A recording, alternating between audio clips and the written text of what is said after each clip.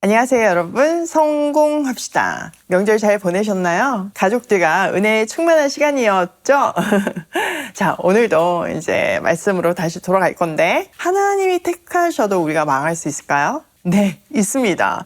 그렇다면 망하지 않는 방법도 있을 거잖아요. 오늘 본문 속에서 한번 알아보도록 해요. 자, 11절. 오늘 내가 당신들에게 전하여 주는 주님의 명령과 법도와 규례를 어기는 일이 없도록 하고 주 당신들의 하나님을 잊지 않도록 하십시오. 네, 이게 핵심이에요. 하나님을 잊지 말라. 지금 11절에서도 그리고 14절에서도 다시 한번 강조하거든요. 하나님을 잊는다는 게 도대체 어떤 의미일까요? 하나님을 잊어버리고 살아가면요, 증상들이 나타나기 시작되는데요. 그 첫 번째가 하나님의 명령과 법도와 규례를 어기기 시작해요. 즉 하나님 말씀을 떠나고 하나님을 우선순위에 두는 삶을 살지 않는 거죠. 다른 게 더 중요하고 시간 남으면 이제 예배를 드린다든지 하나님 생각을 좀 한다든지 이런 거는 하나님을 잊어버리는 태도예요. 더불어서 우리는 지금 말씀을 묵상하고 또 생활 속에서 하나님이 살아계시면 생생하게 느끼잖아요. 근데 그걸 느끼지 못하고 하나님에 관해서는 남의 이야기 듣는 수준에 머문다면 이것 또한 하나님을 잊어버리는 행위예요. 그래도 나는 주일 성수는 해. 그렇다 할지라도 말씀이 내 삶에 아무런 영향력을 주지 못한다면 바로 그 증상이 하나님을 잊어버리는 상태이죠. 하나님을 잊어버리면 망하거든요.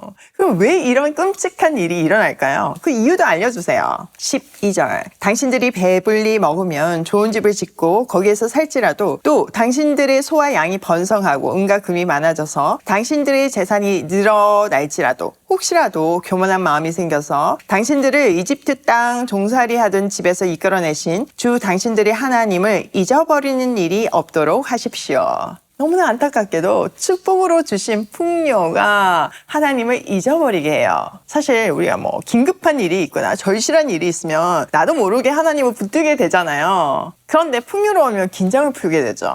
그래서 하나님의 은혜로 모든 것이 잘 풀려갈 때 너무나 안타까운 사실이지만 많은 사람들이 하나님을 잊어버리고 떠나요. 그러면 또 하나 나타나는 증상이 있는데요. 지금 내가 누리는 게 내가 한 노력 대가야 이렇게 착각하기 시작해요. 이 모든 것을 다 내 힘으로 이룬 것 같은 착각이 시작되죠. 이렇게 하나님을 잊을 때 순종이 아닌 교만으로 살아가게 되고 그 끝은 멸망이에요. 에이, 나는 안 그럴 거야. 하나님이 나를 그렇게 사랑하시는데 설마 망하기까지 하겠어? 그렇게 생각할 수 있지만 이 성경의 역사를 보면 이 인간의 멸망의 패턴을 증명하고 있어요. 반드시 이 패턴이 성취된다는 거죠. 그러므로 이런 증상이 나한테 느껴진다 싶으면 얼른 바로 해야 하는 방법도 알려주세요. 15절. 주님께서는 넓고 황량한 광야 곧 불뱀과 정갈이 우글거리는 광야와 물이 없는 사막에서 당신들을 인도하여 주시고 사돌 바위에서 샘물이 나게 하신 분이십니다. 광야에서는 당신들의 조상도 알지 못하던 만나를 당신들에게 먹이셨습니다. 이것이 다 당신들을 단련시키고 시험하셔서 나중에 당신들이 잘 되게 하시려는 것입니다. 바로 그 방법은 구원을 베푸신 하나님을 다시 기억하는 거예요. 자, 당시 이스라엘 백성들은 극한 상황을 경험했어요. 불뱀, 정갈, 메마른 땅 그런 것들을 지나왔잖아요. 그래서 다시 한번 상기시키면 하나님이 아니었으면 그런 환경에서 이미 끝났다라는 것을 다시 한번 확인시켜주죠.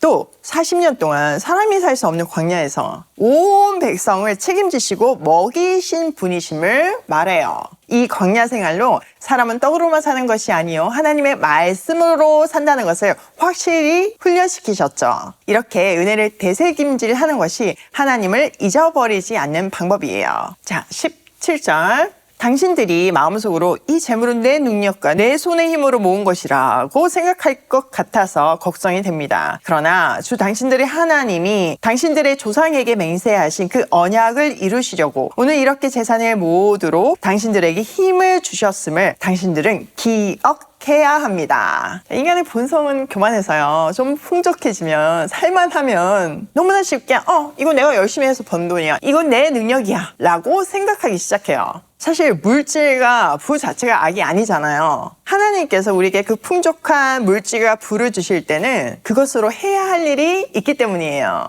더불어서 우리를 너무나 사랑하시잖아요. 그렇게 사랑하는 자녀에게 축복을 주고 싶은 마음도 있어요. 그러니까 풍요는요, 선물인 거죠. 문제는 그 풍요가 주는 평안에 빠져서 은혜 상실증에 걸리면 지금 누리는 모든 것들을 자기 공로로 착각하게 되고 하나님께 합당한 영광을 돌려드리지 않는 거죠.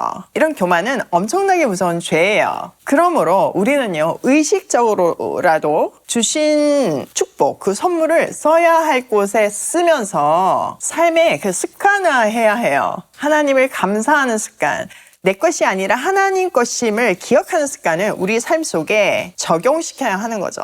어떻게 하면 되냐고요? 더 근본적인 것은 매일 아침 말씀 앞에서 하루를 시작하는 거예요. 그러면 자연스럽게 그 습관이 생기죠. 자, 19절. 내가 오늘 당신들에게 다짐합니다. 당신들이 하나님을 참으로 잊어버리고 다른 신들을 따라가서 그들을 섬기며 절한다면 당신들은 반드시 멸망할 것입니다. 당신들이 하나님의 음성을 듣지 않으면 주님께서는 당신들 앞에서 멸망시킨 민족들과 똑같이 당신들도 망하게 하실 것입니다. 최후 경고를 하고 있어요. 하나님을 잊으면요, 반드시 멸망한대요.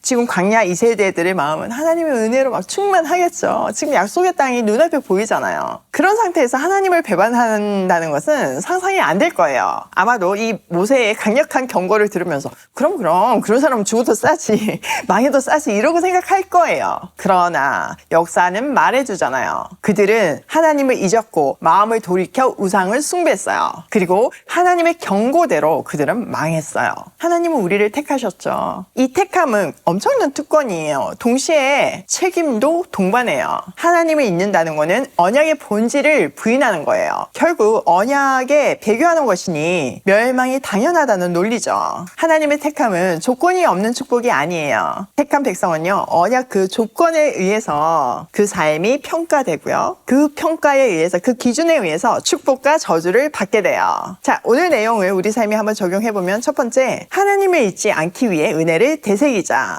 우리는요, 쉽게 잊어버리고요, 쉽게 마음이 교만해져서 하나님의 은혜를 잊어버려요. 그러므로 은혜를 되새기는 것은 너무나 중요해요. 감사하고 찬양하는 습관은 굉장히 중요하죠. 공동체 안에서 그런 신앙생활을 한다면 훨씬 더 안전할 수 있죠. 두 번째, 풍요는 축복이자 시험이다. 하나님이 주신 물질과 성공 자체는 죄가 아니지만 그것이 우리의 영혼을 나태하게 만들고 교만케 하는 시험이 될 수는 있어요. 이 사실을 꼭 기억하고 말씀 앞에서 주신 분의 뜻대로 우리의 소유를 흘려보내는 인생을 살아야 해요. 세 번째, 하나님의 택함은 조건이 있는 축복이다. 택함 받은 백성은 언약 조건에 의해서 평가받으며 이 평가에 의해서 축복과 저주를 받게 돼요. 오늘도 하나님을 절대 잊지 않기를 결단하며 말씀 앞에서 하나님이 기뻐하는 하루로 고고싱해요.